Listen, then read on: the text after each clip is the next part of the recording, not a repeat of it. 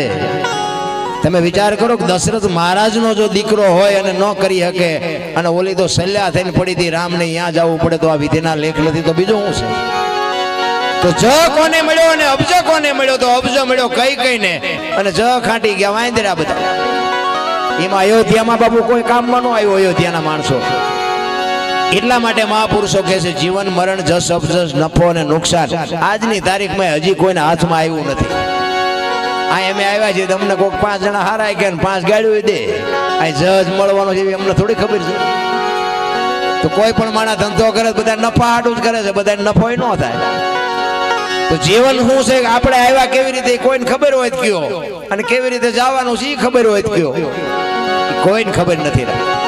એટલા માટે જ આની વાંહે ટીંગાઈ રહેવું પડે છે।